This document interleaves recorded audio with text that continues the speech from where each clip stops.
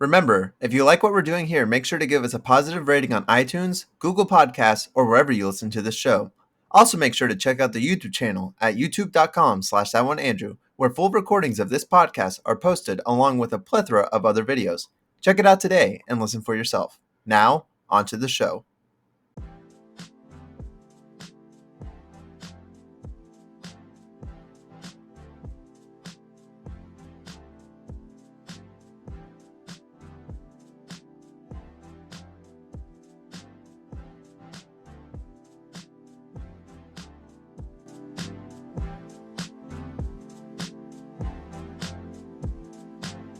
Greetings, all. Welcome to the Gaming Block Podcast, the #1 podcast for all the pertinent video game news spanning across all platforms, including Xbox, PlayStation, Nintendo, and more.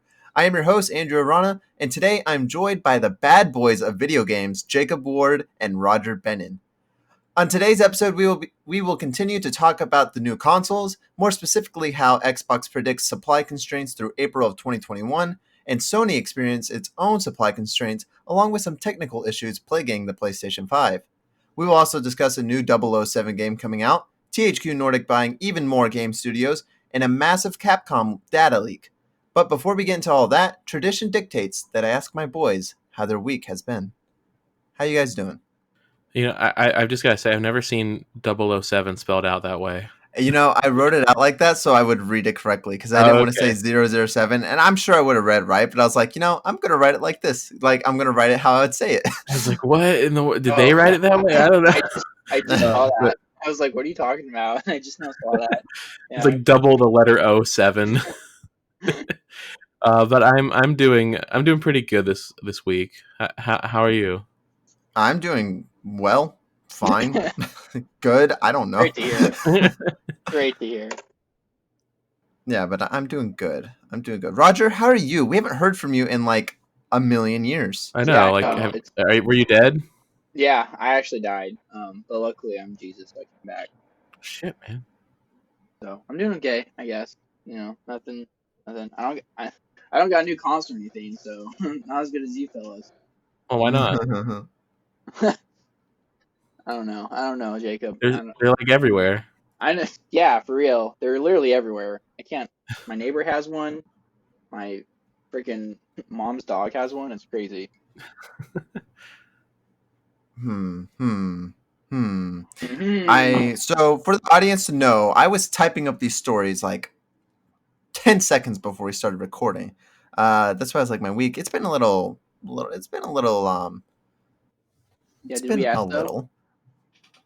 Yeah, one of you did. I can't remember. But I was looking it up, and I forgot we're going to talk about THQ Nordic, and I wanted to look up how much studios they own. It looks like I found it, so that's good. That's good. It's a lot, by the way, if you don't know how many they own. But yeah, I do want to recommend that you guys listen to at least the opening of this podcast, because my friend Levi Habiger, who does the Doom to Repeat History podcast with me, if you check out his YouTube channel, I forgot what it's called, like Scary Dude or something. I can't remember. Nice plug. He does music and he customly makes his own music. And I was like, hey, do you think you can make an intro for the podcast? And he was like, I'll see what I can do. And he shot something over to me and I like it a lot. So in between that first opening and then the like normal opening greeting, I'm going to go ahead and put that intro in there, the music intro. Awesome. Look at us getting the production value. Wow. Yeah, so it should be good. Also, Roger, I know you're like super important, but can you turn your phones off? Give me a second. If you don't bring it up, I can just cut it out. That's the best part. But now I'm like, well, now I have to like leave some of it in, or it's just going to be like, what is he talking about? But it's funny. Well, usually it's something. It's just talking about how great our production is, and then bring that up. It's like, what? And then we got a phone ringing in it, so that's humor good. right there, peaky humor. Well, we can just cut all this out. It goes off. Yeah. All right. Well, just cut Jacob off. Actually. With that in mind, it is once again time for everyone's favorite segment, the gaming riddle. Jake, hit us with the theme. Okay,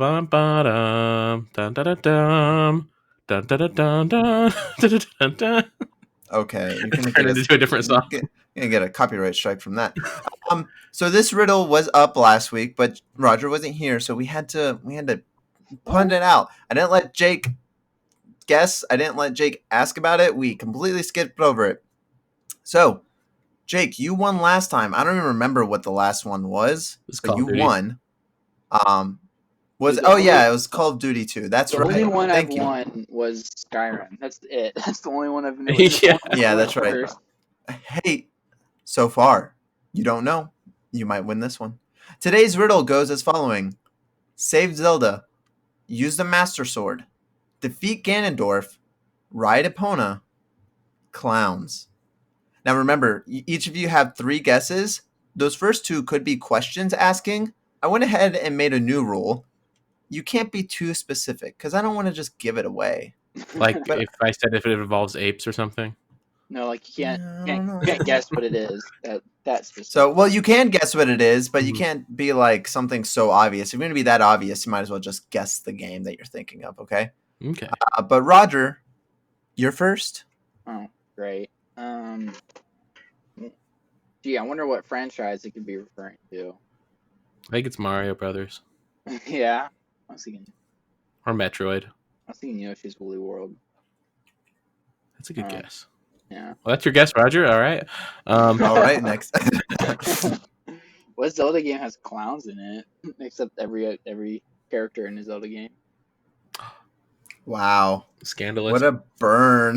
They're all Uh, fucking clowns. So, like, you said I can't, like, I have to be vague about the questions I ask. Just ask a question. Okay, is it like a Zelda game or is it like a spin-off?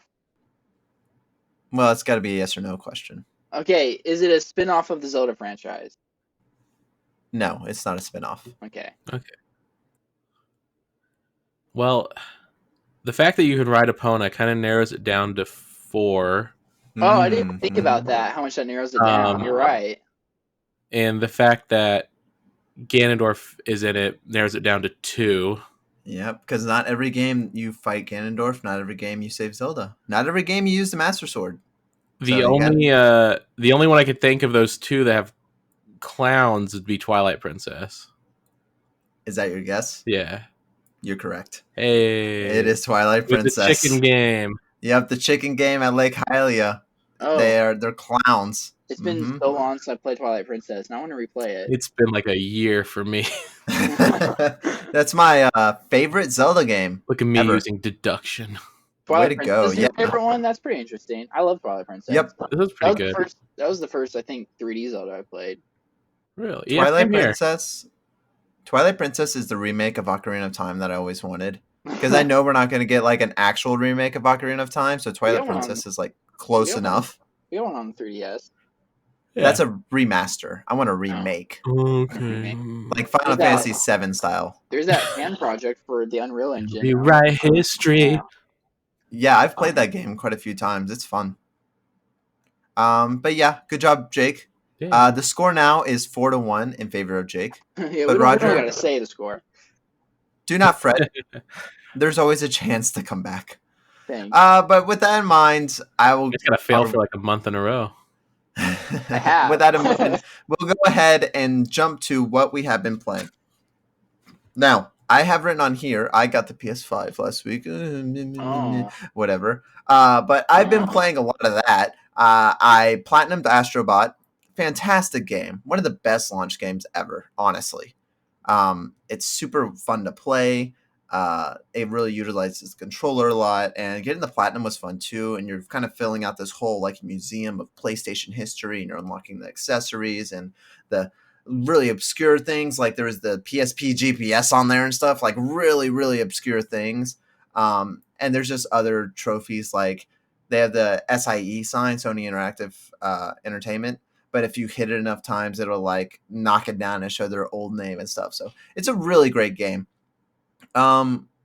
I'm going to save Cold War because I want to talk to you about that, Roger, because you've been playing that as well, right? I've been playing way too goddamn much of it. So Yeah, so before we get to that, I have been playing Final Fantasy VII Remake some more as well.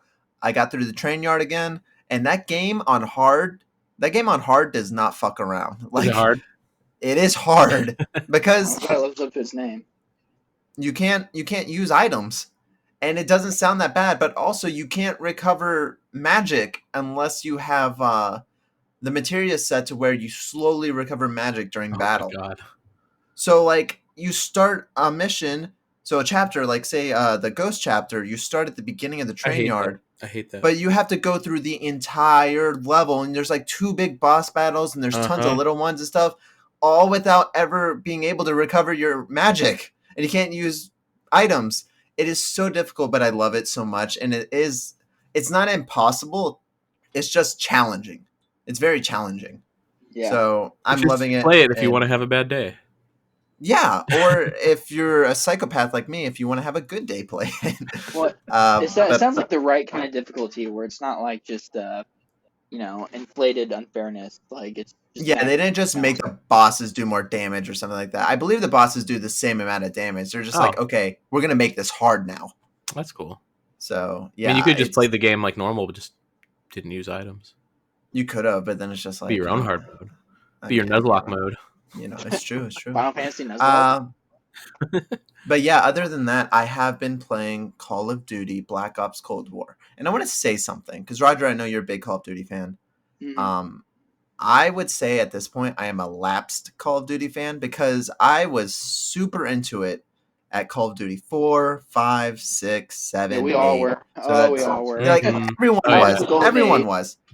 And then Ghost came out, and I was like, That just killed the whole franchise.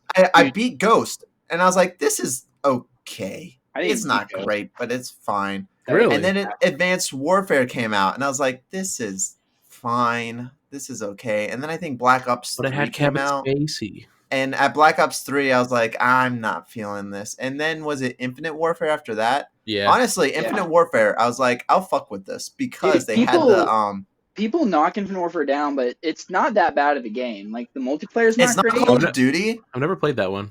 It's not Call of Duty, you should play but the campaign the at some story, the campaign's good. And like the campaign, Jake, you were talking about how like, oh wow, this Call of Duty has like side missions and stuff. Infinite Warfare had side missions. Like they kind of had this open map, and you're traveling the galaxy, and like, Dude, it was like You travel the galaxy? It was like ship. It was like I thought Call it of was Duty. It was like Call of Duty's take on Mass Effect. It was kind of sick, honestly. No, honestly, I get why people didn't like it, but at the same time, I was like, a nerdy person like me loves this. Well, People remember hated they on had that really game bad. before it even came out. They had that Yeah, really I bad know. David Bowie cover like the same year he died. I don't remember that, but I I'm don't sure remember that at it was there. They're like, yeah. But Infinite Warfare, I kind of was like, I fuck with this, but I still didn't play the multiplayer. And then after that, I don't even know. World War II, I didn't like. Black Ops 4, I didn't mess with at all. But then Modern Warfare came out, and I was like, okay, I have to because I love Modern Warfare. And it was good. The campaign left something to be desired, but I was like, this is the right direction after the last 4 campaigns, especially with Black Ops 4 not even having a campaign. Yeah. And then this one, That was an odd choice. and then this one, Roger, I'm in love with this game. Really? You really like okay, so let me hear about it. So is how much what have you played? So it's not nostalgia. What I've played is I'm at the campaign and I've played it all except the last mission. So who knows? Maybe the last mission ruins it all. I don't think it will. I played one of the last missions. But it has multiple endings, which I like. And right away, so spoiler warnings. We're probably going to spoil all of the Black Ops Cold War campaign here. Sorry, I just wanted to say this. I didn't realize. It's funny that the question today was for Twilight Princess because today's its 14th birthday. Hey, well there you go. Happy Look how anniversary old we to are. the best really? best Zelda game ever. Yeah. Yeah. November 19th, 20. But yeah, the campaign's great. I love the side missions. I like finding the collectibles and stuff. Did you do the one mission where you had to like decode the numbers that stupid floppy disk took me like a lot longer than I'd like to admit. It took me hella long too, but it was so cool once I figured it out. Like, Yeah, it was I like like little shit like that. I was like overthinking it way too badly though. I was like looking at all these different symbols and like what do they mean? And it was just Me too. So, and that's another thing. I'm not super nostalgic for Black Ops. I would say I'm more nostalgic for Modern Warfare than I was for Black Ops. I always thought Modern Warfare was the more superior franchise than Black Ops. I mean, that Modern Warfare 2's campaign is probably the most iconic out of any Call of Duty that I can think of. I would agree. You could make arguments for Black Ops 1's twist, but I think it's Modern Warfare 2. I think Modern Warfare 2 edges it out just a bit. But like you're playing as Mason in some missions, and I can't remember, but you're like infiltrating the snow mountain or something, and he falls, and then you're kind of like you got the knife, and you're all on your own. And I examined like an arrow, and it kind of did like a flashing and started showing the numbers and stuff. He was like, "Whoa, what was that?" And it's kind of just like giving subtle hints to this. I'm like, "Oh, that's so cool." And you get dialogue options. You create your own character, which doesn't make sense until the end. It makes sense because it's them drugging you and implanting these memories and stuff. Spoiler. I already said that we're gonna spoil Spoilers. You don't want spoilers, but they're Jake? drugging you, and No, it's fine. you're actually like a Russian soldier, and at the end they give you the choice to either team up with the Americans like you have been the whole game, or and this is so ballsy because I feel like most game companies and most studios are not brave enough to do this.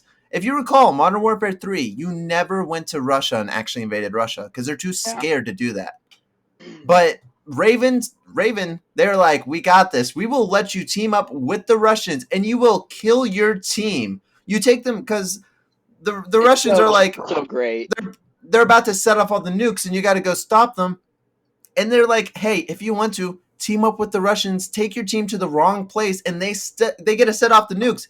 And then even better, like right when you choose to betray your team, their names all turn red, and you're like, oh. Oh, and then you get there and it's like signal the ambush. It's like, oh, you signal it and it's like kill your team now, and you're like shooting at your team. And if you get like whenever you do the kill shot, it does the slow mo zoom of the bullet, and then boom, shows them die, and you hear them scream out like "What? No!" and things like that. And it's like this is so cool that they let you do this, and I love it when a video game lets you be a video game. Don't get me wrong. I love stories. I love set stories like Modern Warfare 2 or Black Ops or anything else. Yeah, but I also love when video games let you have that choice. It was a big thing about The Last of Us Part 2 over the summer was that game didn't give you any choice at all. You're going to play their game, and like it or not, you're getting the same ending. Well, to be fair, but then you have games first one was the same way, but the first one didn't I don't know, it didn't toy with your emotions as much as the second one did. Yeah, the first one was the same. Yeah. But then you got Call of Duty, which is known to just have like the same. I know there was like the multiple endings in Black Ops 2, which had variations, but I don't feel like it was anything like this. You didn't kill your team at the end or something like this. You didn't completely betray them. So no, you just decided whether Woods in a wheelchair died or not. Yeah, true. So I really like that. Or if you shot Mason, or if you killed him, or shot him in the leg. Shot him in the leg and things. Yeah. There were some cool ideas in there. But I really like this multiple ending thing and the side missions, and they all affect the ending too, how you unlock them. And then the multiplayer, I have been playing some of it because I think I'm going to platinum this game next. And honestly, I'm having fun. I don't usually have fun in Call of Duty multiplayer. I'm not a big fan of it. I played Warzone a bit, but I'm having fun in this, and I don't know why, but I am. So we'll say also, it seems like they're trying to tie in the Black Ops and Modern Warfare timelines together. They are. Yeah, because one of the missions, Zakhaev is like right in front of you, and you're like, okay, your age lines up. This could be the one from the end of Modern Warfare when they showed him rising to power. So that'd be cool too. So the campaign was pretty well done, I thought. Considering this game's development time, my only real big issue with this game overall is just it's a little too buggy for me. Like you could tell it needed a little longer in the oven. And but all of the stuff, like the ideas that they had in place, were really well thought out. At least I thought. I thought it was good. When I was playing this, Jake was sitting right beside me, and for some of it at least, and he was playing and stuff, and it's like, oh, this looks good, it's cool. And on the PS5, it feels awesome with the haptic feedback on the adaptive triggers. Like you really have to pull. My fingers kind of get tired because like they make you feel like you're pulling a trigger of a gun. That's cool. But I'd be playing it, and it's like there's so many cool ideas here, and it's crazy because I think Raven got it this year, like in February of this year. And they made this game in like 9 months. So I really hope Division. You don't know how much is Sledgehammer and Raven and Treyarch. From the general, I heard that Raven did the campaign. There's like Clarence Zombies. Dude, there's like 100 titles on like at the opening credits of different companies that worked on I it. actually feel bad because like Sledgehammer's like cut off in the opening title, like when it first appears.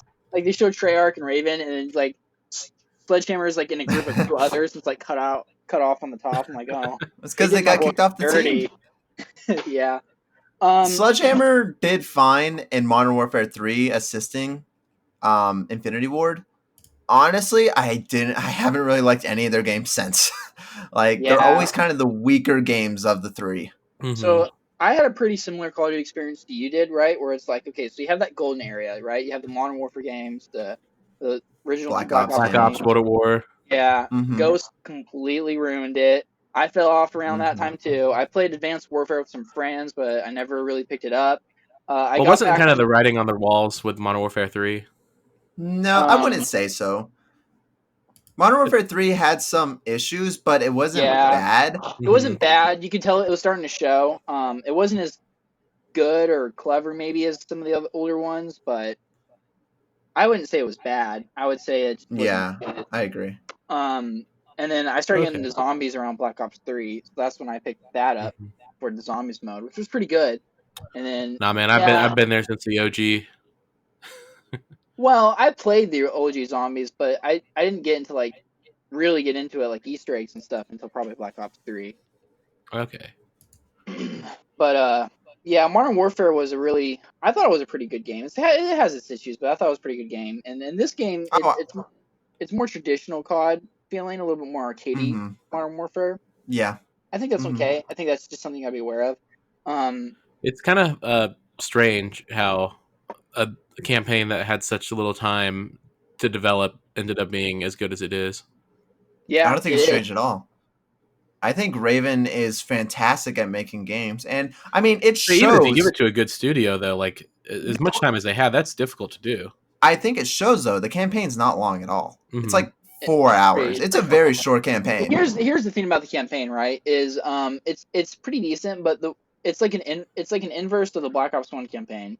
And what it is you have choices to make, and you really only have one big choice that affects the ending. But the other choices, they affect those missions, right? They'll affect whether a character lives or dies in that mission. They'll affect how that mission will go. And you'll get that little slideshow, Fallout New Vegas ending at the very end where it kind of wraps everything up. But I kind of like that, just seeing how the different mission to missions can play out differently, based on dialogue choices and whatnot. For example, I was watching a friend play the mission where he took you and another one of your allies hostage. It was like a side character. And my friend told the guy, hey, go fuck yourself. And he shot the side character. And I didn't say that, and the side character lived. She never really shows up again, but it's just a neat little moment, I guess. And that game has a lot of those where you have the mission to mission affecting stuff, and then you have the very end where you have the big main split. And I don't know. I thought it was pretty well written. I thought it was pretty well done. I'm interested because the multiplayer is probably the mode. I mean, I guess technically the campaign's the mode I put the least amount of time into just because it is short, but I feel like I put a lot of time into it. Multiplayer, it's pretty arcadey. I don't know. I don't hate it by any means. I do enjoy playing it. But there's just certain things about it where, I don't know, maybe I'm just not a huge Shark multiplayer guy. I'll have to put some more time into it. I've been enjoying the zombies mode quite a bit, and I think they've done an amazing job with zombies. I haven't played the zombies mode yet. Like I said, I'm going to platinum this game, so I obviously have to play all the modes. And multiplayer, there's some trophies that are get 200 kills or something. Okay, that's easy. Or get 100 kills while riding a vehicle. And it's honestly not that hard because you can just sit on a vehicle and then shoot people. So it's you're just standing there and shooting. But with zombies, I haven't ever really gotten deep into it. I never did the Easter eggs and stuff. I just kind of played pedestrianly. Yeah, that's fine. But that's why some of my is because it's very much just focused on the gameplay and survival. It has Easter egg, but it's not like the super crazy multi-step. You got to go on a website and code stuff. Yeah. So but the question is, do we have the Avenged Sevenfold song like in every other one? No. We have Kevin Sherwood song is for the zombies.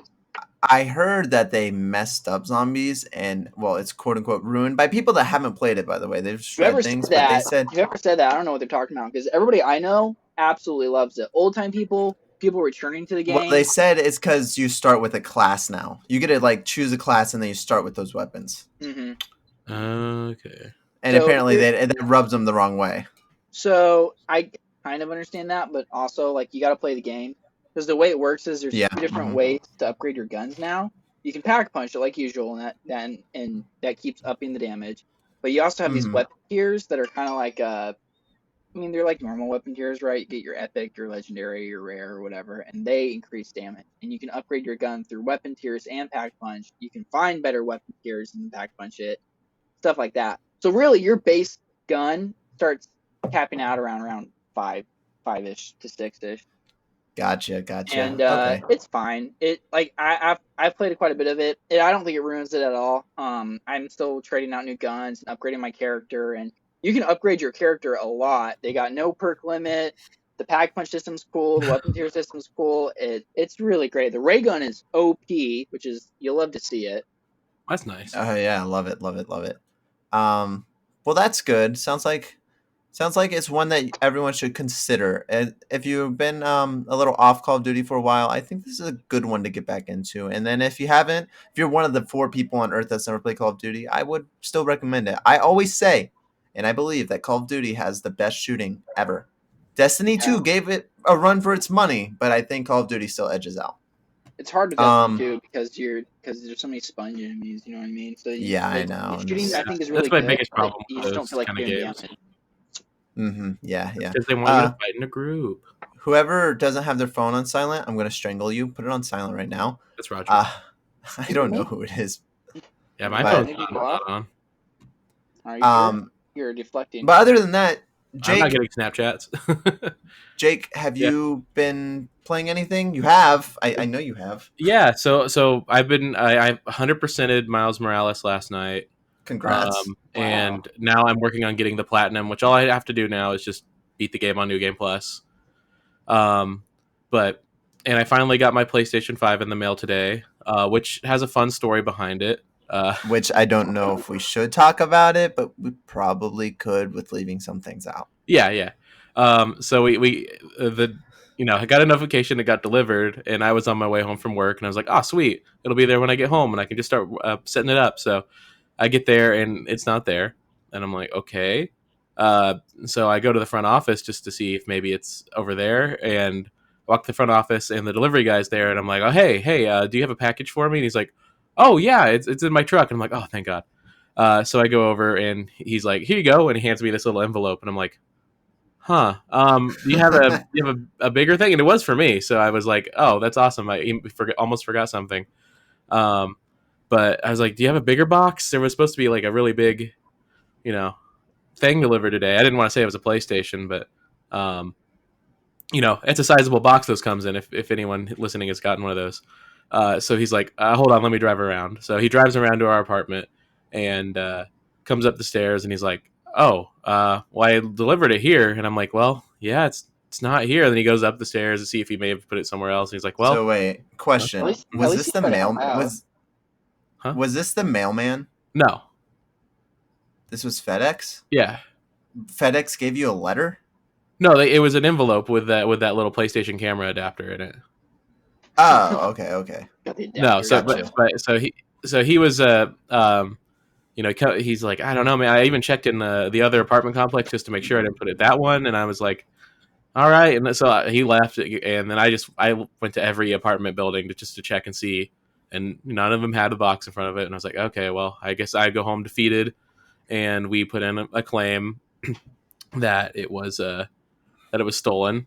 Yeah, so at this time I was at work, working my substitute job, and thankfully I had it like 15 minutes free, and I keep getting these messages from Jake just being like, "I hate the world. I'm going to stab every pregnant lady ever. I'm going to eat babies. I'm going to kill everyone." I'm like, "Okay, something's amiss."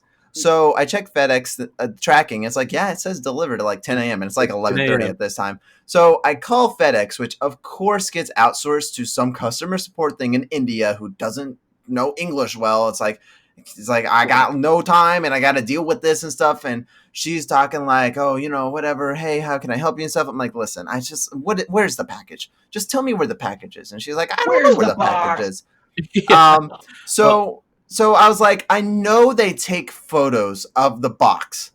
I know that's what they do in case shit like this happens. Mm-hmm. So I wanted that. I was like, send me a photo of where the box is. And she's like, okay, listen, I can put in a file, like a claim, and we can contact the driver. We'll figure out who the driver is. We'll call the driver and we'll get this sorted out. And it's like, okay. She's like, it'll be at the end of the day. I was like, fine, whatever. So I go back to work. I'm like, and then Jake, it's like 2:00 now or something. Wait. So at 2:00 today, the PlayStation pre-orders went back, or not pre-orders, but just orders went back up at Walmart. So I was sitting there for like an hour. I was like, okay, I'm going to get a PlayStation when these go up. And I had like 3 computers set up to get at the ready to order it. And it just doesn't happen. They're gone. The bots get them immediately. So I'm just like kind of defeated. I'm like, oh, well, I guess I'll just get it whenever they're eventually just on a shelf and I can grab one. And then like I'm just kind of hanging out, and then the doorbell rings. And I open the door, and the FedEx guy is like leaving, and there's an unmarked box that is just about the size of a PlayStation. And I open it up, and sure enough, there's my PlayStation. And I'm like, so weird because it doesn't have any shipping information on it or anything. And it's just a brown box with a PlayStation in it. Now, so, I don't know what happened, but here's my theory. I have a theory on what happened. I think this man stole your PlayStation. I think the UPS dude knew what it was. FedEx. Or FedEx guy knew what it was, and he stole it. And then he probably got a call because we started complaining like, hey, where's this package? You're supposed to take a photo of it. Where is it? Mm-hmm. He probably was like, oh, shit, I got caught. Put it in some random fucking box that it fit in the back. And they gave it to you. Because you're right. It makes zero sense if we get a box that has zero information on it. I think the dude tried to steal it, got caught in the act of stealing it. Because he was like, oh, I left it right here. You obviously fucking didn't. Like, you didn't do that. So I was like, yeah, it was in a Walmart box. And he was like, yeah, it was a big Walmart box. It weighed less than 15 pounds, I think. And I'm like, yeah, that's the package I'm looking for. And it wasn't in a Walmart box. Dude's being super fucking precise. I think he fucking tried to steal it and got caught doing it. Like, I think that's what happened, because they're probably like, oh, so where's the photo? And he's like, oh, shit, I didn't take a photo because I didn't deliver it. So that was really lucky that you interacted with him and found him there. I don't know, like, because it was past 11 by the time I got home, and it said it was delivered at like 10 or 6. And he was at the front office coming out, and I'm like, hey, I'm glad I caught you. Do you have a package? Yeah, so that's, I mean, I have zero evidence on that, but also I have a mountain of evidence that it was him. So I think it was him, and he was trying to pull a quickie one on us. He said he was new, too. He hadn't been doing it long. Yeah, well, he's a new thief. I understand. He's not good at stealing things. So yeah, that was the whole PlayStation story. We got it, though. Everyone that ordered one from me has it now. So I have nothing to stress about anymore. I was ready to literally murder someone. I know, the babies and the pregnant women. I know. But I will say, back to Miles Morales though. Now that I have my PlayStation, it's so nice. I really like it. I think the story feels a little rushed. It's not a bad story. I think it's a good story, but because of the amount of time all the events take place in, it feels like things are moving a little fast. Because like it'll be like, oh, who's this mysterious character? And then it's like in the very next scene, it's like, oh, here it is. Oh, cool. Yeah. Mm-hmm. So there's really no mystery or intrigue, and even like I will say a little minor spoiler: the Prowler is in the game. It's his uncle, and when he shows up as the Prowler, he immediately tells Miles who he is. Oh wow! Yeah, there's like no it's like, oh my gosh, you're the Prowler, and he's like, wait, I'm your uncle. I guess they're like, well, Into the Spider-Verse did it so well, we're not going to try. Yeah. Also, the Prowler suit, I really don't like. Like, I think it's fine, but it's nowhere near as cool as the comics or the Into the Spider-Verse one. I'm going to be honest. I've been like pseudo watching Jake play this game, just like he's been watching me play Call of Duty. Mm-hmm. And I don't know if I'm jaded or what, but I'm just not liking anything that I'm seeing. And I played some of the game too, and I think it has doing a lot of the more monotonous stuff. I know, but I feel like this has sequel-itis, like, to a T, and I know it's a smaller title and things like that, but there's nothing innovative, and it's hard to innovate on Spider-Man because he does one thing. He swings around, like, that's the thing. But when I started... got electric powers and invisibility, and that's pretty fun. When I started playing Miles Morales, I was like, this feels like Spider-Man, and it feels good still, and the haptic triggers feel good, but I'm like, I have zero desire to play this game. Like, I could have been playing it this whole time. It's here. But I was like, I'd rather play Astrobot or Call of Duty. Like, this game doesn't intrigue me at all. And Miles' story, I guess, is kind of cool.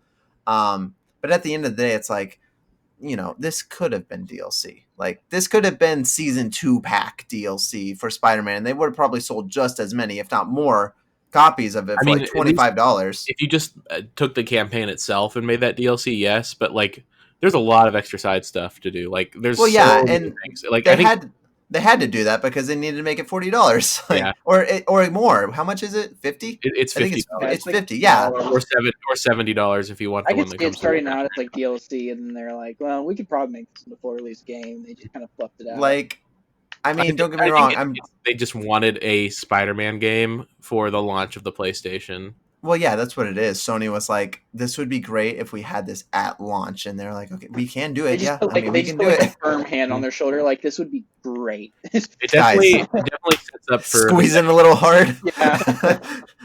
This would be fantastic. For the game at the end, though. Like, it's got me excited for Spider-Man 2. It better not be in New York. Like, I get that New York is a thing, but I can't go back to New York 3 times in a row. Yeah, they got to change something. Spider-Man PS4. So put him in Kansas. Yeah, put him in Kansas. He'll swing on 2-foot trees. Yeah, it's like, you know, Central Park when you get stuck going through there, but it's like the whole game. Yeah. I did in the mail today though. Jake got his shiny new console. You know, pretty or whatever. I received Assassin's Creed, so I'm gonna be playing that next after Call of Duty. Yep, Valhalla. It was $40. I got it for $40. So I was like, at that price, and it's like brand new. I was like, okay, yeah, I'll get it, and that'll hold me over until Cyberpunk comes out, probably. So yeah. All right. Yeah, if that game's ever coming out. Well, we're 40 minutes in. Quickly, me and Jake have also been playing some Stadia. He's been playing. I played a bit of that Power Rangers Battle for the Grid, and I hate it, but I think the story is neat. That's the only reason I keep playing it, is because I kind of dig the story, but he got so mad he threw his controller. I did. It's great. It's fantastic. I was confused because I wasn't paying attention at all, and all of a sudden I see a controller flying. I'm like, he must be having a fun time. I'm just on this part. I don't know if anyone else has played the game or if they even have issues at this part, but it's where you fight Goldar and one Black Ranger, and they just keep swapping in and out, and they have 4 health bars in total, and you have 3 in total. I agree. It's so bad. 2 people played it, Jake and the dude that made it. Yeah, the one person. So it was made by Tommy. Yeah, but Stadia is great. I recommend it. I think we talked about that actually in the last episode. I haven't had the most consistent experience with it. I tried to play the Phoenix Rising demo on it, and it just wasn't doing it. It's awful. But with that in mind, we're going to go ahead and move on to our fun question of the week. We skipped out last week since Roger wasn't here, but he's back, so we got it this time. And boys, the important question of the week is, when is it not okay to masturbate? Never. All the time, you sinners. So I got one never and one always. No, I mean, I think a better question is when is it okay to masturbate? When is it okay? Yeah. When is it? But I feel like when is it not okay would have more specific answers. As I'm saying. Well, I don't know. Every now and then, when you're with your great aunt at church, and you just kind of you get that feeling, and you're like, I need to go hide behind a pew. Yeah, I gotta whack it off. and then Father comes by, and it's like he's like, here, let me help you. Jesus Christ, my child. Come, my child. Hey. Come, my child. Ah! Good Christ. And that's how I became a candle boy. No, the obvious answer is it's never okay to masturbate unless it's 3 a.m. Yeah. and your girlfriend's asleep beside you, and then you can do the slow pump. I mean, It takes about 30 minutes, but you just gotta if you slowly, have a I mean, girlfriend, honestly, just slow. honestly, just anytime you're like not by yourself, just wait. Like Just for wait. for a real answer. or even if you got a cool friend, you'd be like, "Hey, man, you want to watch some porn, or Bro. just watch each other?" I don't know. I don't think I'll do that. But I'm not gonna judge you Yeah. guys on how you want to do things. Jake and Roger, you guys hang out like sometimes. I get it. I get He it. came over in the last winter, and we had fun. We Yeah. help each other out. Yeah, All right. Well, there's your we answer. satiated each other's needs. I don't know if we actually got an answer, but that's okay. We don't really need an answer. I gave you a real answer. Oh, that's right. We got Yeah. we got two answers. Never and Not- always. Yeah, I gave you a real answer as well. No, yeah, my answer There you is go. if you're There's not never by a bad yourself, time. you just gotta wait. Yeah. Listen, you can just gotta find a nice spot. I plead the fifth. All right, moving on to the news of the week. Roger, hit us Is there with the news news this week? theme.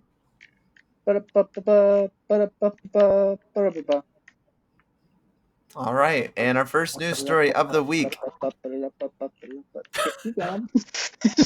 Our first news story of the week is Xbox is going to be hard to find, for a while at least. Our first story comes from Tom Ivan over at Video Game Chronicles. Quote, I think we'll continue to see supply shortages as we head into the post-holiday quarter, so Microsoft's Q3, quarter 3, calendar Q1, quarter 1, which runs through January to March.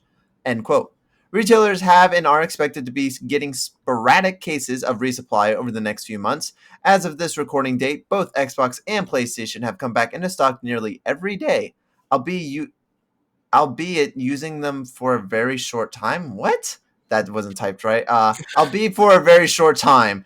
Most of the time, eager fans are either stuck in queues or met with error messages. Jake, you saw that today. Mm-hmm. Both Microsoft and Sony have already announced that most retailers will not be selling their console in store for Black Friday. I'm gonna say probably only Walmart will be, if even. I think GameStop said they'll have like 2, if I recall. I'd love to see the fight for that. I think GameStop said they'll have like 2 or 3 per store in store, but everyone else, like I know Target, Best Buy, Sam's they'll Club, probably be like, well, everyone. we'll have 2 in our $900 bundle that comes with 5 controllers. Oh yeah, totally. Yeah, it's going to be in the big bundle, but these consoles. They had one of those come into stock today. They had a $700 one, an $830 one, and an $880 one that went on sale today.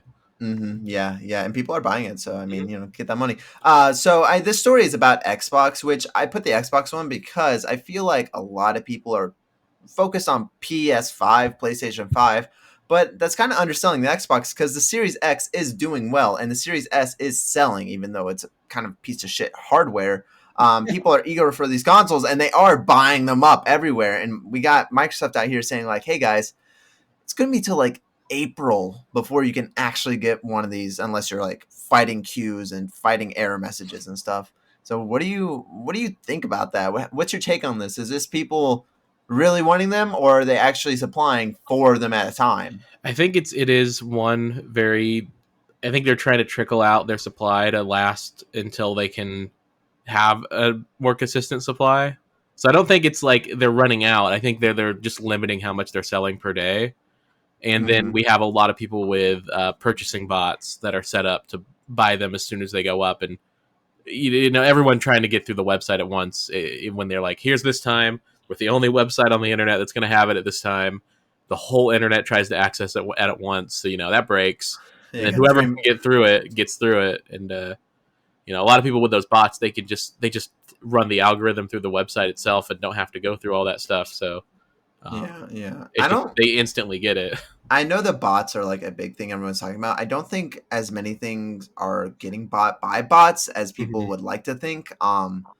It's kind of like the voter fraud thing that's happening in politics right now. Like, yeah, there have been like a few cases of it, but nothing substantial and nothing actually affecting people's opportunity to buy them. I think the real thing is that it's just super supply constraint. Because I do see people in comments being like, I got one, and things like that. And it's just kind of the thing of like, it's like the Patriots winning the Super Bowl, be like, they cheated. It's like, well, I don't think they cheated. I think they were just better. It's the same thing with this. I don't think it was better. I think they were just lucky. Or lucky or whatever. Yeah. And it's same thing with this. It's like, cast the die. They need a little energy and a How lot of accessible are love. like those bots and stuff, anyways? Like, Well, you gotta have to write them yourself. I'm sure there's people that have put codes available online for people to download. And about the but- bots too, it's not like the websites aren't doing anything because they don't want. Walmart doesn't want them to be all sold to bots, so they are. I've read that they are like changing their network and stuff to Mhm. circumvent that.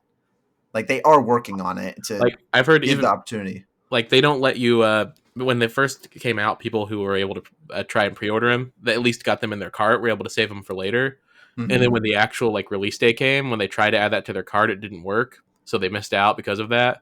And then today I noticed when I was trying to order it, it does it just completely removes it from your cart if you don't get it. You don't get to save it later or anything. And then they just removed it from their website once those orders were done. Yeah, so they're probably just trying to cut off the whatever link and background stuff to get to the actual item so that they can't set up those purchasing bots. Mm-hmm.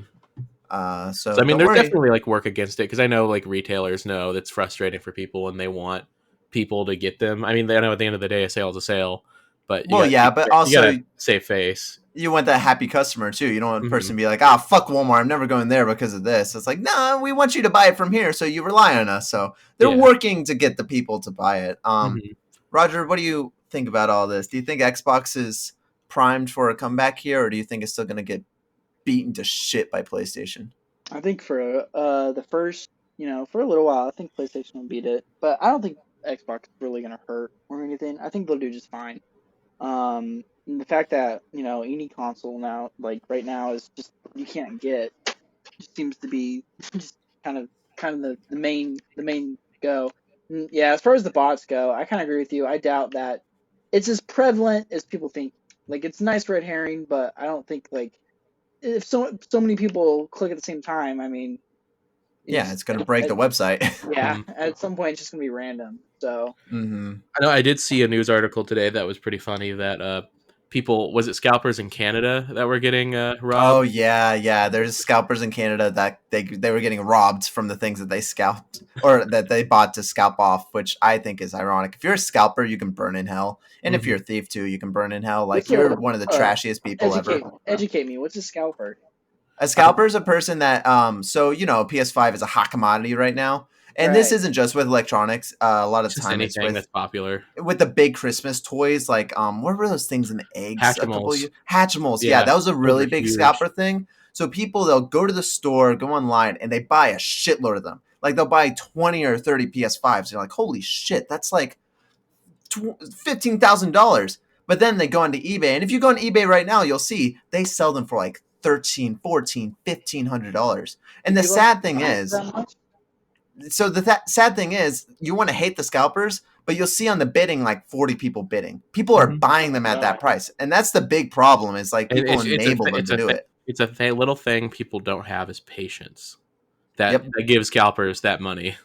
Yeah, because they're so scared of the FOMO I and mean, stuff. Or It's like, in wow, this multi-million dollar corporation making this mass-produced product is going to be out of this mass-produced product after one run. I kind of get Christmas like with Hatchimals and stuff because you're trying to get it with for your kid or something, and they do stop making those sometimes right after Christmas. So I kind of get that, but with a game console, like yeah, just be a little patient, bro. It's actually like when I worked at Target, like the toy scalping was a huge thing. Like we'd have Mm-hmm. people coming all the time, like trying to buy like all the new Hot Wheels or all the new GI Joe figures or all the new Yeah, Transformers. Like that's why you see so many like limit to one per customer and stuff. there's the what is it, NECA? Those are huge. Like people Mm-hmm. will come in and buy all of those as soon as they get put on the shelf. Yep, And I just so think they can huh? turn around and sell them for a Mhm. lot.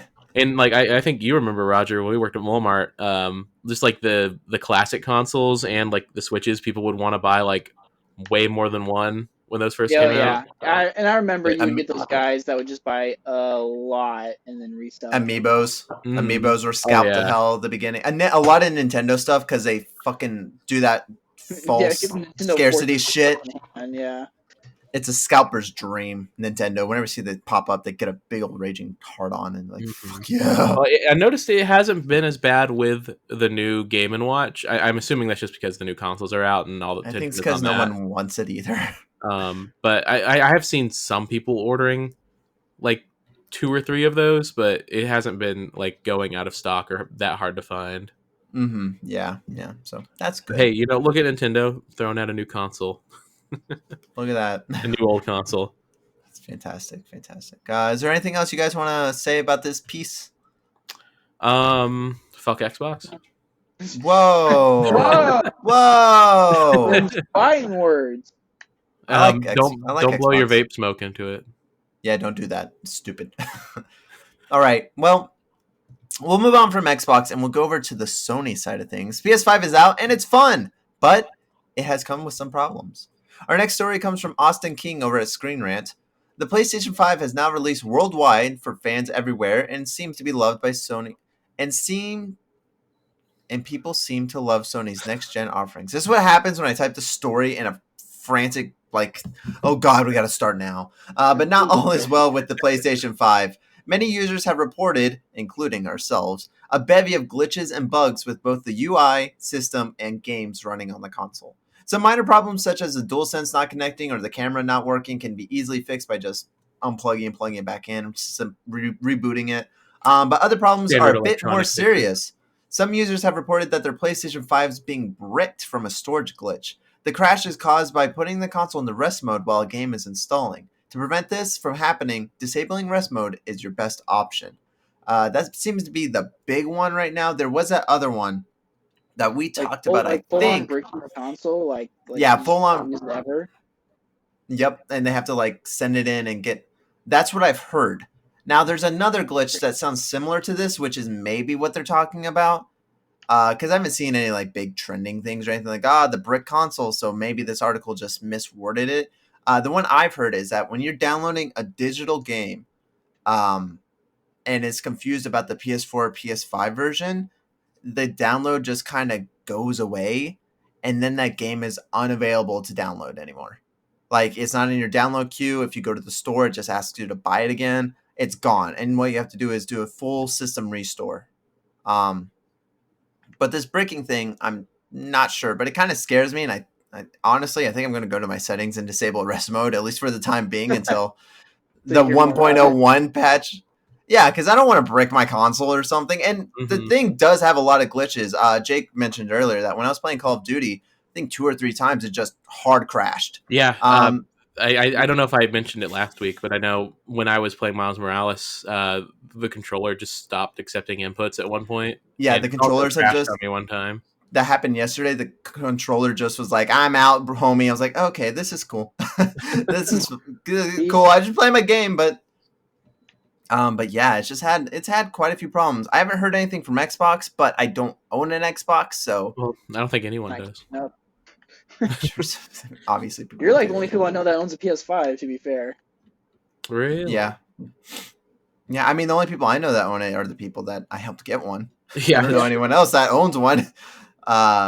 So yeah, it kind of sucks, but I kind of get it too. It's like console release, brand new. You're gonna have problems like these, and most of them seem to be easily fixed by just restarting the console or doing restarting the controller or whatever. There was another one about data transfers from the PS4 to the PS5. Apparently, sometimes it just stops and it erases everything from both consoles. Oh my god! So that sucks if that happens to you. Make sure you have PS Plus and you cloud saves. Always have cloud saves. Oh yeah, that was the great thing about cloud saves is I was playing Miles on your console, and as soon as mine was done getting set up, and like I didn't even have to hit any buttons. I just started playing Miles Morales on mine, and my save was there. Oh, that's great. That's great. Yeah, cloud saves are super handy, but yeah, there's a lot of things to watch out for out there. Be careful with your consoles. Yesterday when it kept crashing, it kept saying like fixing the memory base or database or something, and it kind of gave me a little heart attack each time. Everything was fine though. I think it's the same as rebuilding the database, which you can do on any console. But yeah, just be careful out there. This is a PSA from the Gaming Blog podcast. Don't blow vape smoke in your PS5. Don't blow vape smoke into your PS5. There's another thing. What was I don't remember. Something about it overheating too. I think that was with the data transfer or something. Did you see? Did you see that they already have an attachment for the back that adds fans to it? Ha! Stupid. That actually like can brick your console because it's powered by a USB port. God, people are dumb. But you know, Actually if they know, blocks more airflow than it adds. I was gonna say, yeah, if you put the whole thing back there, it's probably gonna block more airflow than anything. But you know, what people do for a buck. Mm-hmm. All right, moving on to our next story though. This one's a little fun one. There's not Also, much to it, but fuck some PlayStation. fuck PlayStation. What? Oh my goodness, he said that to. How dare you? They made the Vita. Our next story: IO Interactive, the creators of Hitman, are making a 007 James Bond game. Hey, Bum bum dum bum bum dum bum bum. Copyright strike. IO Interactive, the makers of Hitman and Kane and Lynch, are making a James Bond game. Not much more is known about this upcoming title, with IO Interactive promising to announce more about the title in the future. Does That's IO it. stand for Interactive Onion?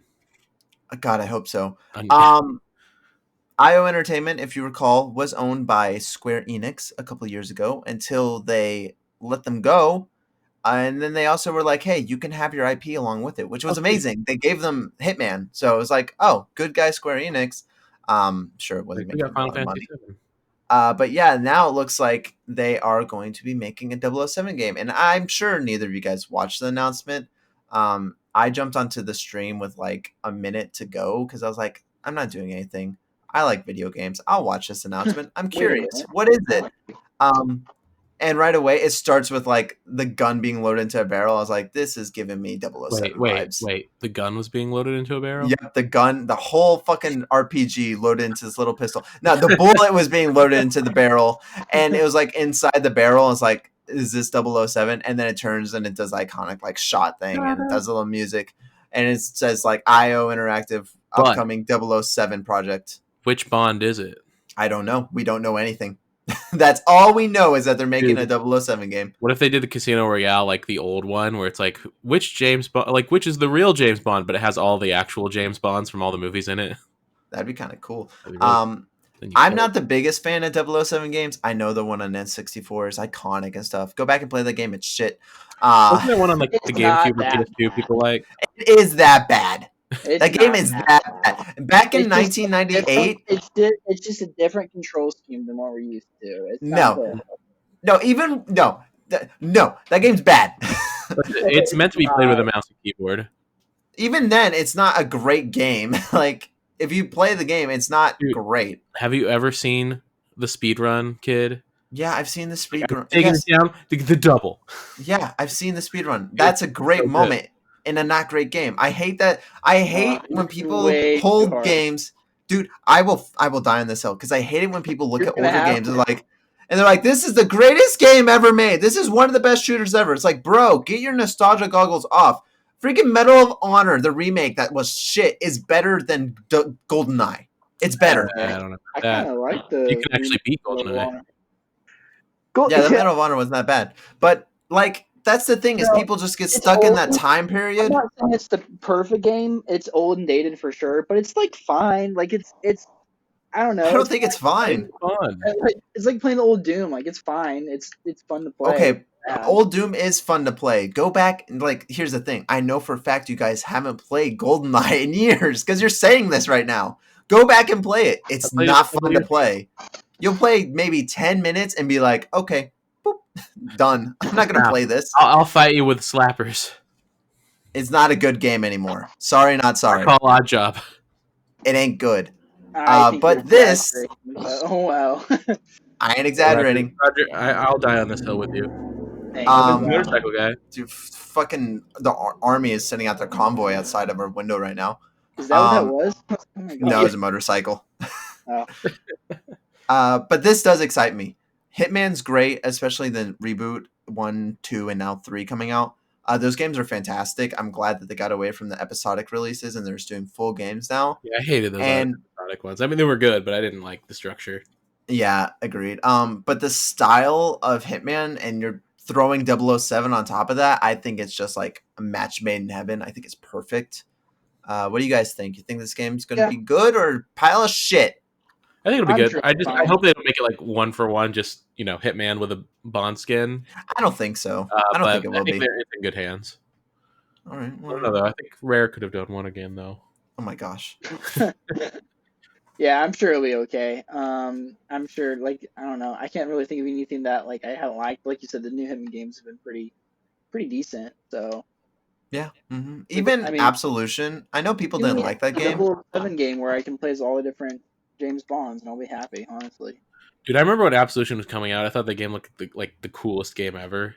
I liked it. I know Like, people all don't the like trailers it. that came out for it were so cool. I liked it, but I hadn't really fucked with Hitman before it, so I understand fans probably hated it. Is that like your I, catchphrase? what? Fuck with that? Fuck with that? I don't know. Yeah. It's my I'll catchphrase go of the with week, I that. guess. I don't know. You There's said that some a lot. fuck.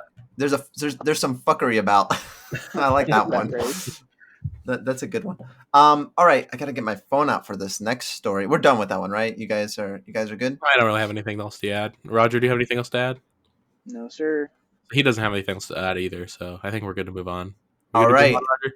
Oh my Thanks gosh, for stop. Our speaking for next me. story.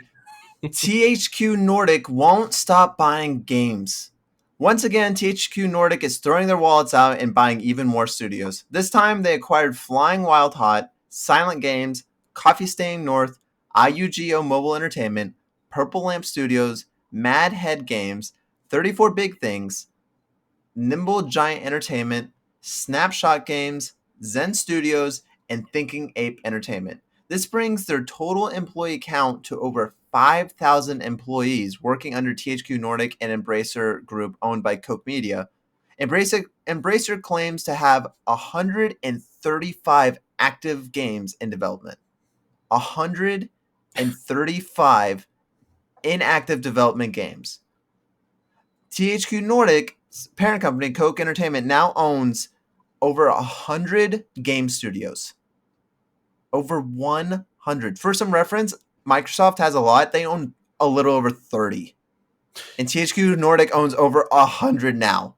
Their sales increased 89% for the third quarter and profited $112.3 million before tax. Guys, can THQ Nordic be stopped? I mean, of all those studios, I think I've only ever heard of Zen.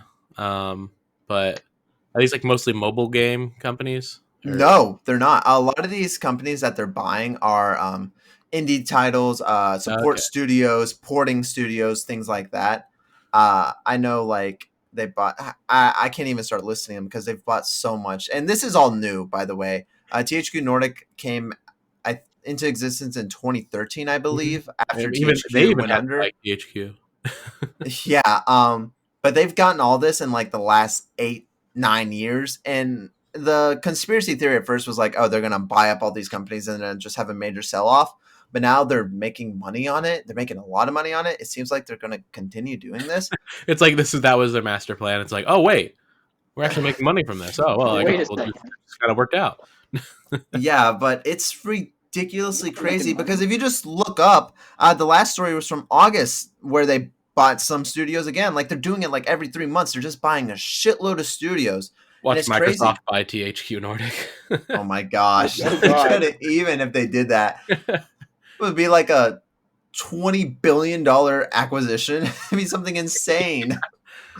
Yeah, 5,000 employees? That's so much. 300 employees is a lot for a studio.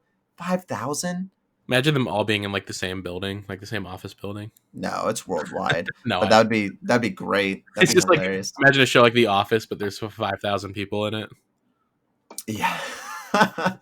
All these Nordic people being like, hey, what game we're going to make today? Or what game we're going to buy today? I just imagine The Office intro, but it shows 5,000 characters, so it just goes on and on and on and on and on. 4 hours long 4 hour intro. I forgot what I'm watching this time. But yeah, so THQ bringing back the middleware. It is cool though because they're releasing some bangers of games. They had the remasters of Saints Row come out, which I like that. The Kingdoms of Amalur game came out. They did the what was it? The remastered edition of what's that game called? Is it K? K? K? No. Yeah. Crap. What is it called? They did a lot Someone of help me. Oh, the Destroy All Humans. No, they did Destroy All Humans. I can't remember what it's called, but no, it was the remastered edition. Remember they did the stupid pun where they put Mars in it? What? Is it not? What? Just, There was a game. Oh my gosh, am I gonna have to Google this? yeah. Remember Yeah, it was remastered? No, I don't. I have no idea what you're talking about. It was Red Faction. That's what it was. Red Faction Gorilla, the remastered edition, because it's on Mars. So they did the pun and they put Mars in it. I've never heard it called the remastered edition before. Marstered edition. Mars, like the planet, the red planet. Okay. Remastered. I've never heard it called the remastered. That's so stupid. Look it up. It's stupid, and they did it. That was. I believe you. I've just never heard it called that before. What if they just dropped it? It was really stupid. But yeah, they're like releasing a shitload of ports and stuff, and that seems to be their strategy right now. Is no original IP. They're just buying everyone else's, putting them. Because when they buy these studios, they're acquiring all their IP too, and they're like, okay, HD port, boom, $20, and they make a shitload of money. But yeah, any thoughts about this? There's not many THQ games I see come out that I'm like, I need that. Huh, What's the last big one that did come out? Because I mean, Destroy All Humans. SpongeBob. People like that one. Yeah, the rehydrated. Yeah. Battle for Bikini Bottom. Yeah. What are they known for? Because like I know that company name so well. They did like a lot of like the Pixar tie-in games and stuff like that. They did a lot of they were like RLJN from my childhood that does all those license things, and they did a ton of license stuff. They did all the license things. This one doesn't do many license things anymore. It seems like they're just. I think license games just in general are just kind of out of. Well, they're all mobile now. They're all mobile. They're all like just tie-ins. They did. THQ did do South Park right before they went under. They didn't make it, but they published it. That was an Obsidian game that made that.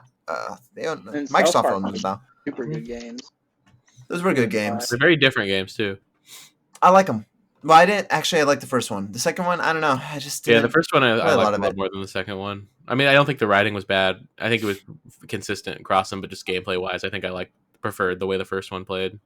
Me too. Yeah, all right. Well. Yeah. Oh, sorry. Go on. No, let's go. God damn it, Jake! What? Mute your mic or something. What? I'm gonna have to cut that out now. That was Roger. I hate so much. All right, moving on to our last story. This is actually probably should have been our number one story because this is probably the biggest story. But Capcom had a major data leak. A hacker group called Ragnarlocker. Ragnarlocker. I was thinking of Ragnarok, but it was like Ragnarok. Ragnarok, but more. Dude, let me name your hacker group. Recently got into Capcom's files, locking the company out and copying all their files for themselves. The files contain news of many upcoming games currently in development by Capcom. Resident Evil Village is said to be released in April now, with the demo coming prior to release. DLC is also mentioned for the game. Oddly enough, a Resident Evil Battle Royale game is also mentioned in the documents, another Umbrella game. Dubbed Project Highway and Village Online. A collection of Ace Attorney games was also shown for Switch and PS4, dubbed The Great Ace Attorney. And finally, a VR version of Resident Evil 4 is apparently in the works, exclusively for Oculus. All of this should be taken with a major grain of salt since this is all from leaked sources. But it seems that this is all confirmed that it was a data breach and that this is all probably real. That's kind of cool. There was some other things too. There's some anecdotal things about like Monster Hunter and things like that. And like, here's like a port of this and port of that. But this was all the major stuff that came out of it. But yeah, what do you guys think? Guys, Resident Evil 4 in VR? What? How would that work? That's pretty neat. I don't understand that. I'm sure maybe it'll be like tied into the engine that the remake uses or something. Well, so here's the thing. Resident Evil 4 remake. Resident Evil 4 is like a third person game. So I have a yeah. So Resident Evil 4 is being remade right now. Like I'm pretty sure that's confirmed that it is the next one being remade. They're doing it. The only one that doesn't need remade. Like I feel like the second, third one definitely like deserved a remake. Yeah, you're on PS1. Honestly, I think Resident Evil 1 and 0 deserve a remake. Same with Code Veronica. Yeah, maybe 0. Yeah. Here's the got thing. a nice remake from the GameCube. Yeah, I think 0 and 1. I would like to see 0 and 1 in the style of the new remakes. 2 and 3. I think 0 and 1 are good. I think they're fine what they are. Yeah, they could be remade again, but I think it's playable now with what they have. Same goes for now we have the remake of 2 and 3, and I think those are great, fantastic. I agree Yeah, with really Code good. Veronica. The game is whatever you want to Trash. say. It is Resident Evil 4, and it should be remade. I love that game. I know people don't like it, but I love that game, and it should be I'd remade. love to see a remake of it. Yeah. Yeah. But Resident Evil 4 is a hard one because it kind of gets into that golden eye territory of like one of the greatest of all time or something. Yeah, it'd be Um, weird to remake that, and I don't feel like and you need Resident to because it's available on everything, and it's still fine. Remember when so they tried to remake GoldenEye? It just became a Call of Duty ripoff. so Resident Evil 4 is one of my favorite games of all time. Like no, all stops. It is in my top 10, and I have it on every console. I've gotten all the trophies for it on PS3, PS4. Like I replay this game all the time. And recently, Jake, I think you were you there when I played it again with Susan? Uh-huh. You were, I yeah, watched on and off. I didn't see the yeah. whole thing. So I played it even this year. I go back to every single year and I play it again. And every year, it does get harder to play. And it's not because of the environment or anything. It's because of the controls. It doesn't control good. It controls fine for a horror game, and it's like, oh, but the controls are kind of a part of it. I think that's kind of like a cop out answer because that's what people said about 1 and 2. And I know the graphics are also like, oh, but the Yeah, graphics aren't bearable. I hate that answer that like the controls are part of it. I would say Resident Evil 4, it's just different. So you get used to it and then you leave, right? And then you relearn the Mm-hmm. other stuff. And it's just, you have to keep reconditioning your brain specifically for that game every time you want to play it.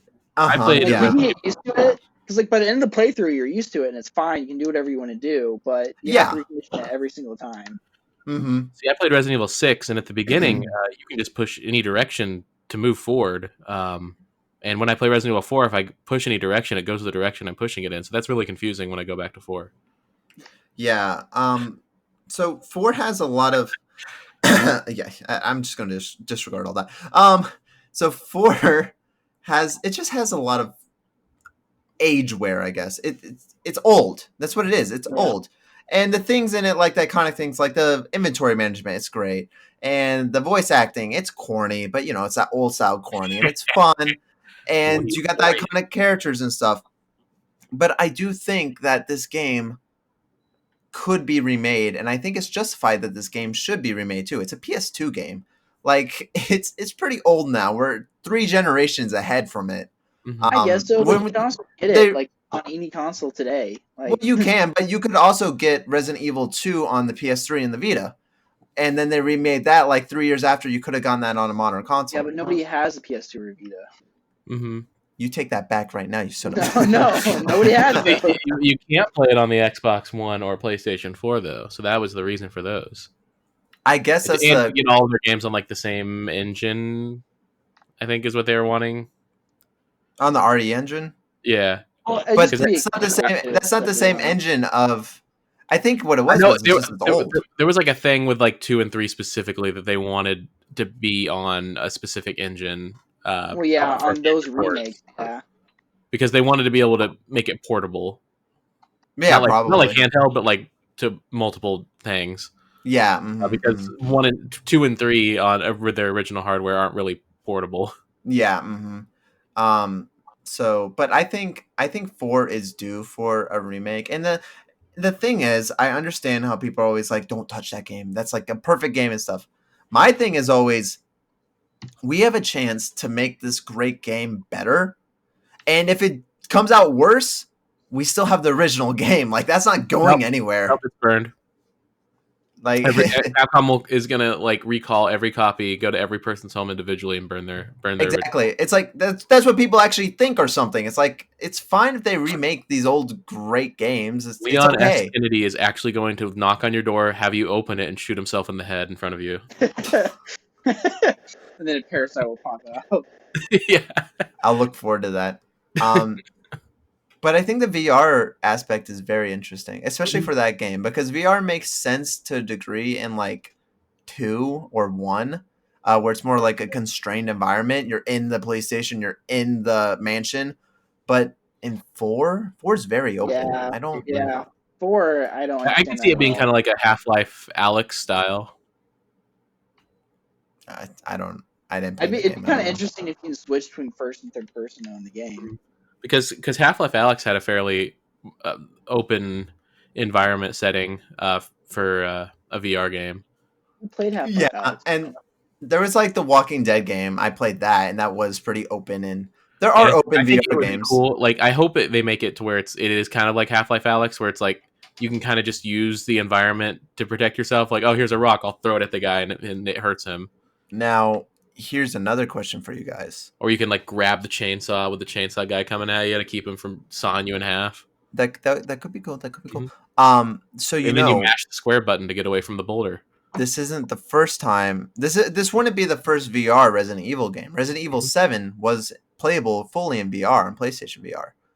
I feel like Do 8 you would probably think? be too.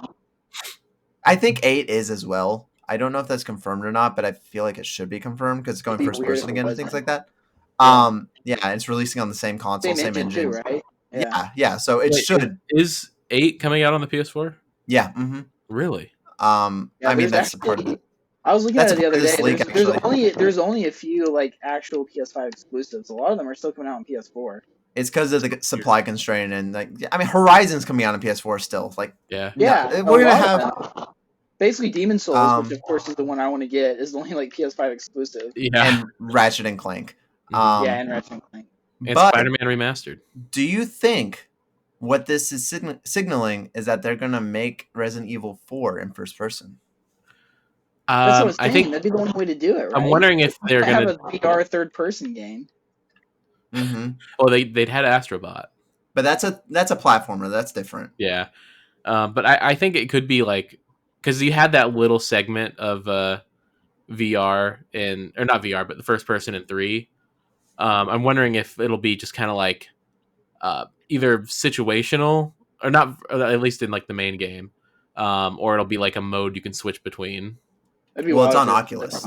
That's what. No, on Oculus it'd be first person only, but like for like that's what this says though. Is that this says exclusively for Oculus? So we're not talking about a mode on PS4 or anything. This says that a VR version of the 4 remake is going to be exclusive to Oculus. This is just saying a VR version of Resident Evil 4 is apparently in the works exclusively for Oculus. Mm-hmm. That is it. It does not mention a remake of 4 or anything. It just says that a VR version. It could be that it is just a straight up, separate thing from the remake too. It could be, yeah, and which we don't know. Like, obviously, Capcom didn't announce this. None of this was supposed to be shown, but we know it now. And I think it would make sense if it was its own thing, because if 8 is coming out on the PS4, and it doesn't have VR on it, that'd be kind of weird. Yeah. Mm-hmm. Do you think now, with this leak happening, Capcom's just going to say fuck it and like announce this at the Game Awards? I can see that. Because that'd be big. That'd be big. They have enough time to throw together a trailer and stuff, and I think the Game Awards is in December, like 10th or something. They can have a rat eating a pizza. Yeah, but this time it'll be Leon again. And he's eating a pizza. But I could see that happening. So I don't know. I want a VR Resident Evil 4 game where you play as the arms dealer. Oh, I thought you were gonna say the rat. Yeah. All right. No. The whole game is you just selling He's stuff. What do you, boy? Simulator. Now we're already getting our battle royale game. We don't need to get too crazy, dude. We didn't even talk about that. Yeah. Resident Evil Battle Royale. I mean, I think it'll be as good as any of the multiplayer stuff they do. All right, both of you, I agree. I'm ready for it to die, and then the multiplayer Resident Evil stuff. Yeah, like it'll be another Raccoon City, just one of those kind of like trash titles. They're just or the mode in 3 had multiplayer, and like I don't know, I played it once. I was like, someone likes it, but not me. It's basically like Dead by Daylight, but Resident Evil. Mm-hmm. Yeah, it was cool, but it looked hard. It was very hard. It was confusing too. But with that all being said, Ace Attorney collection, cool. I'll get that probably. That's cool. Is it like just the rest of them? I guess would it be because they have the other collection? I don't know what it would be for. I have no idea. I guess it'd be the DS ones. I'm assuming. I think so. That'd be kind of interesting to see those redone for all you touchscreen. For all you Switch nerds out there, there you go. Getting some games finally. And actually, we have some Switch games here. Did you see that Animal Crossing was nominated for Game of the Year? I called that. I know, and I swear if it wins, I'm going to fucking kill myself. I know it wins over Ghost of Tsushima and Last of Us 2. I know it won't win, I And think it's ridiculous that it's there, though. I thought it was surprising that Doom Eternal was on Game of the Year, but I guess there I hasn't love been that really game. too many like huge games. I don't know. Well, the problem so I was gonna tell you guys this at the end of the episode, but what we're gonna do for next week, since Thanksgiving's next week, and getting news for this week, if that leak didn't happen, there would be like no news this week. Mm-hmm. So we were kind of lucky with that. But next week, what I want to do is they announced all the Game Award things, all the nominees and the categories and stuff. I wanted to go through those together, and then we kind of give our predictions, and then also what we would choose and things like that. I think that would be fun to do. And it's Thanksgiving, so what else are we gonna do? But yeah, the problem with the Game Awards is that they voted on all these nominees like a week ago. Every big game came out last week for the new consoles. Yeah. Like, how were they able to vote on those games if they couldn't even play them? It's such a I know. broken system. It's weird because Miles Morales is surprisingly, I think, only in like one category, and that's for the actor's performance as Miles. Yeah, and it's like, It doesn't have anything for the music or gameplay or even Game of the Year. No. Which I think, I don't know. You tell me Assassin's Creed Valhalla is not supposed to be in there, or Call of Duty is not. I mean, come on. There's so many. There's so many. Call of big Duty games. wasn't on any of the ballots. Valhalla was, but Call of Duty was not. It's because Actually, no, Call of Duty Modern Warfare and Warzone were on there though, and yeah, for like best ongoing or something. Mm-hmm. But yeah, that's the problem is that because it's journalists that nominate. I know how the whole system works. Journalists, they put in their nominations. I think like 3 weeks prior, 4 weeks prior, wherever we are now. So they put in their nominations last week, but everything came out last week. And I know they also get games early. They got these new games 2 weeks early, but they got all the new games at the same time. There's no possible way they can play all those new games and then nominate everything from the whole year. And also write articles about them. Because there have been, and then they're also doing their normal jobs and stuff. It's too much. And there have been bangers of games that came out this year. Ghost of Tsushima, Last of Us, Final Fantasy, Resident Evil, Doom, and Animal Crossing. And I'm sure there's Gears of War Tactics coming out, Assassin's Creed, Call of Duty. You could probably throw Paper Mario in there. And then that's not even looking at the indie side, because there have been so many great indie games. Yeah, there wasn't like really any indie presence this year. No, honestly. At the Game Awards, I mean. I saw the nominees and I was like, this makes this year look. Yeah, I know. Among Us was fucking on there. But it makes the journalists just look out of touch, and it makes them look irresponsible and like they don't know what games came out this year. I know Destiny 2 was on there too. There's a lot of games that didn't come out this year on the. Well, no, that was the best ongoing. That's why. Yeah, it was like Fortnite, Among Us, Call of Duty. I hope Among Us sweeps it every category it's in. It deserves it. Be terrible. But we're gonna talk about all that next week if you guys are okay with that. I think that'd be a great Thanksgiving. Yeah. We don't have to worry about it too much. We wouldn't have to do the whole run of show or anything. I mean, we could still do like gaming riddle and stuff, but dude, we could do a live stream of the Game Awards. We could. I mean, if you really want to. Roger, you want to do that? You want to come up here and live stream the Game Awards? Yeah, I'll say that's going to be a you guys thing if that's what you decide to do. All right, but we'll talk more about that next week or at the end of the show. But for now, we're going to go ahead and jump into the new big releases of this week. So last week we had a shitload of big games come out. And since Roger wasn't here last week, he can do all of these, right? No, we'll do the normal rotation as always, but if you look at the list, there are no PlayStation or Xbox games, big ones at least, out this week. And that's because they all released for the launch of the new consoles. So you get a bunch of PC and Switch games this week. And tradition dictates that Jake starts. All right, our first release this week is Sniper Elite 4 on the Switch. Experience tactical third-person combat, gameplay choice, and epic sharpshooting across gigantic levels as you liberate World War II Italy from the grip of fascism. Unrivaled sniping freedom. Complete the campaign your way. Epic long shots with bone-crushing X-ray kill cam. Team up or go head-to-head with local online multiplayer. Feel every shot with HD rumble and pan the battlefield with gyroscopic controls. So there's two things I want to mention about this.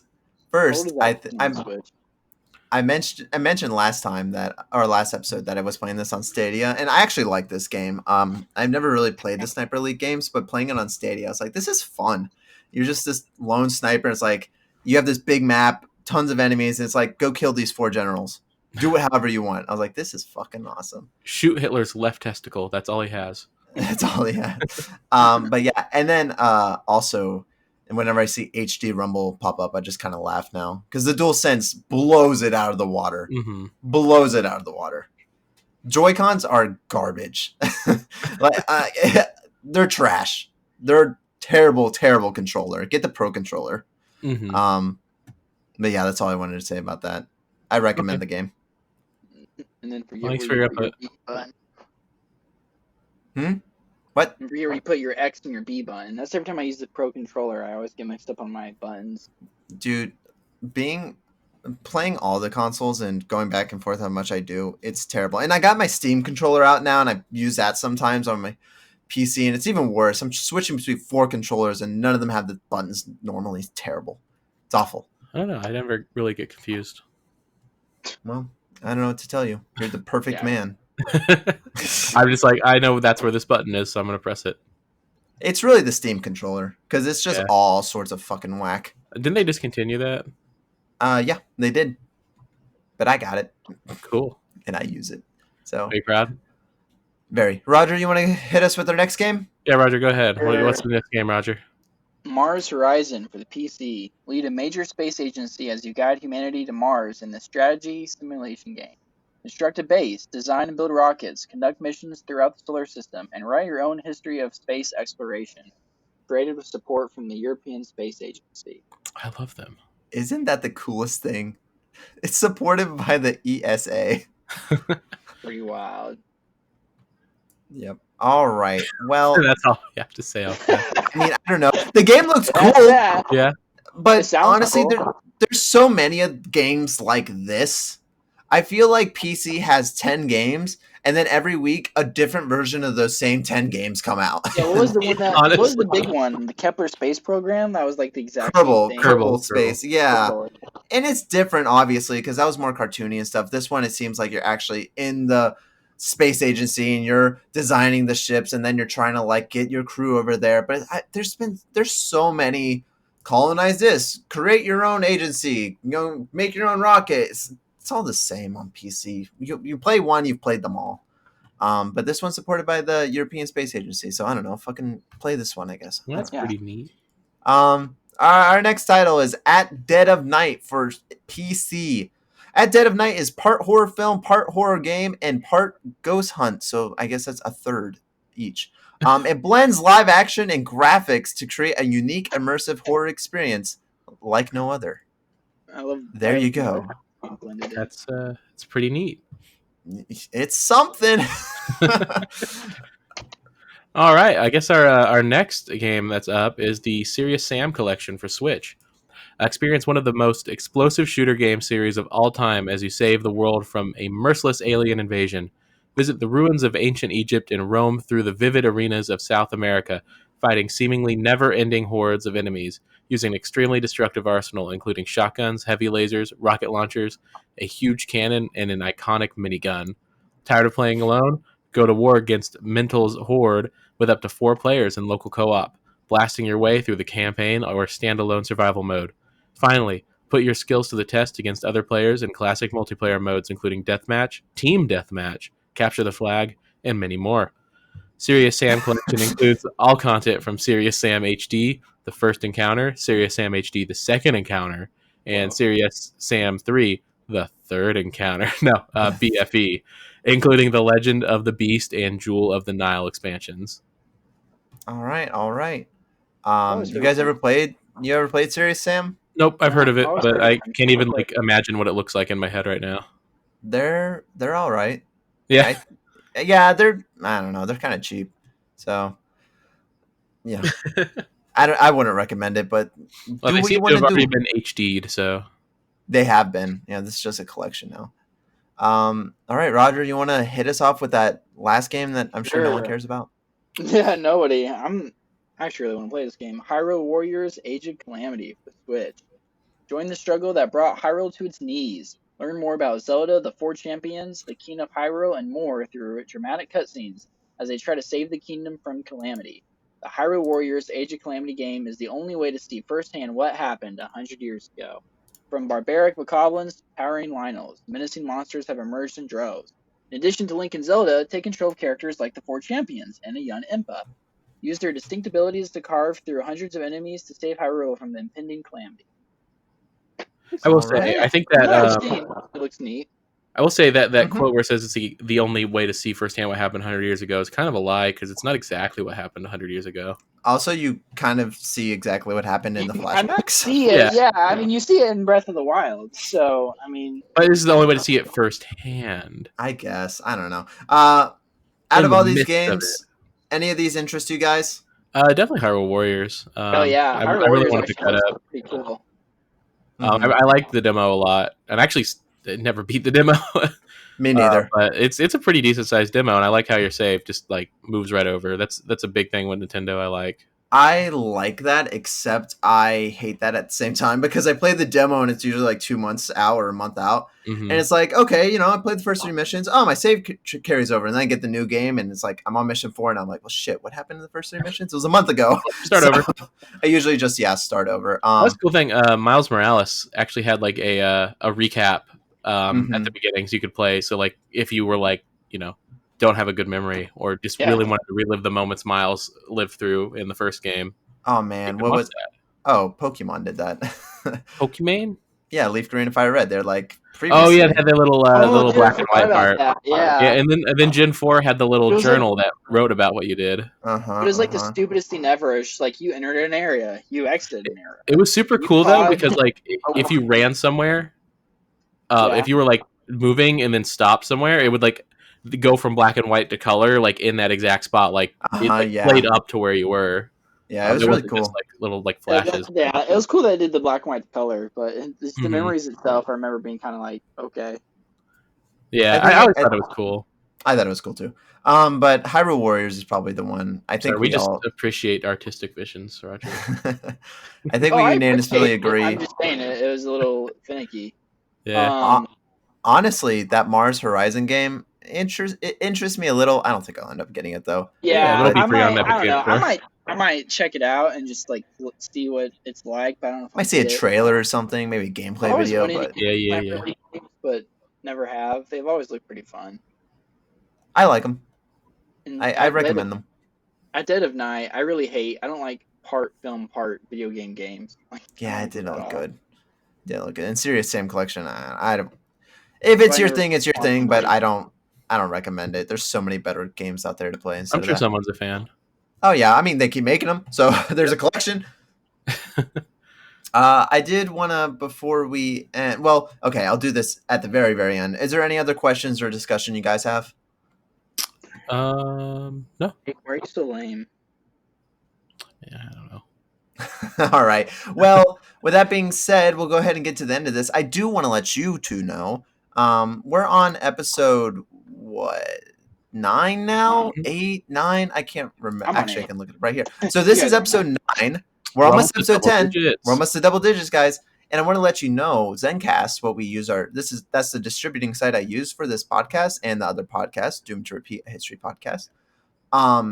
It recently got some more distribution things, so I went ahead and I always click them all, and I make accounts, and I have them all use the whatever it's called, the link to distribute them. And we're on like 20 different sites now and stuff, and it's been working. Over the last 7 days, our podcast has gotten 62 downloads, and on YouTube, it's gotten, let me check right here real quick, it's about 20 views. So we've gotten about 80 views in the last 7 days. Oh, wow. So people are listening, and people are downloading. So thank you very much. I apologize to them. Thank you. Right. You should, Roger. And that's really good because, well, at least on Zencast, so we got 62 downloads the last 7 days, and our all-time is 120. You're saying the week I was gone is the week we just spiked. Hold up a minute. I don't like those records. Well, it wasn't just for the one episode. Yeah, I know. That was a really good episode, though. Actually, our most popular episode. Oh, actually, it's been overtaken. Before this recent spike, our most popular one was our episode 3, Nintendo Don't, where we trash on Nintendo a lot. But now it's falling in love with Xbox episode 2. So people are going back and they're listening to our backlog now, which is really cool as well. Right. But yeah, our most popular nation is India. Really? And yeah, That's with the interesting. United States in second, and then miscellaneous around there. What's the view difference between the two? Between India and the United States? Yeah. India is like 50% of our audience. Wow. Well, Yeah, thank you, so, Indian bros. but that doesn't take into account YouTube. So I think YouTube's Okay. still ahead at the end. But yeah, India definitely. Thank you very much to our Indian audience. And remember, just like I said at the top of this podcast, if you like what we're doing here, make sure to give us a positive rating on iTunes, Google Podcasts, or wherever else you listen to the show. Also, make sure to check out the YouTube channel at youtube.com/thatoneandrew, where full recordings of this podcast are posted along with a plethora of other videos. Check it out today and listen for yourself. Make sure to also check out Doomed to Repeat, a history podcast, a podcast I do with Matthew and Levi. We go over miscellaneous, or not miscellaneous, we go over specific points in history. Our last 2 episodes have been about the presidential election, so if you've been interested in that at all and what's going on with it and all the conspiracies and what's happening and you're just really confused and don't understand, go ahead and check those out. The first one was a one-on-one with me and Levi where we dissected the election, and then the second one we brought in Matthew, who had a lot more controversial opinions. So yeah, make sure you check those out. And then, of course, check out our other episodes of the Gaming Block. We're almost at episode 10, guys. That's crazy. We've been doing this for 2 months. Wild. Yikes. I can't believe it. I yeah. didn't think we'd make it this far. Let's hope that we Especially keep after going. the last couple weeks. Yeah, last couple of weeks were rough, but we're back to our normal schedule again, and I think it's going to help out a lot. Until next week. Until next week, of course. Yeah, because it's Thanksgiving next week. Yeah. So next week, I did mention this in the podcast, but we will be recording early. I don't know which day yet. We'll have to see. It might be Sunday, honestly, or something like that. Just sometime that we're free. But it's going to be different. We will not do the news of the week. We will probably still do the big releases of the week. We'll still do Gaming Riddle, and maybe we'll have a fun questionnaire or something. But we probably won't talk about how we've been or what we're playing or anything, because it's going to be like change that much. Podcast. It won't, because we will be going over the Game Award nominees, every single one of them, and we will be saying what we predict will win, and then we will be saying what our personal ones are. So there's a little homework for you guys. Usually I'm the one that does all the homework, but Roger and Jake, well, I mean, you guys got homework this time. I've already put in my ballots, so I know exactly how to answer those questions. Just simply go ahead and you can Google Game Awards, or you can go to the website or whatever, but look up the Game Awards in every single category. I want you to tell me both who you think will win, but then your personal choice as well. And we'll come back here. And Jeff Keighley. Jeff Keighley and Jeff Keighley will win both. But then we'll come back here, and that's going to be next episode. It's all about the Game Awards. And then, of course, after the Game Awards, we'll do maybe we'll make a game out of it. We'll do like a prediction thing, and then whoever gets the most right will, like, I don't know, have a prize or something. I don't win a prize. Guess Goofy's weight, win a prize. All right, but other than that, I think that is all for this episode of Doomed to Repeat. It's 7 o'clock. It's time for us to hop off. Jake, thank you so much for joining me. Roger, we're so glad to have you back. Thank you so much for joining us. There was a void. There was a void in last week. It meshes so much better with 3 people. And of course, to the audience, thank you so much for listening. Again, tell everyone about it. Be like, hey, we know this really cool podcast, The Gaming Block. Yeah, we love you, and we'll see you in the next episode. Goodbye. Bye-bye.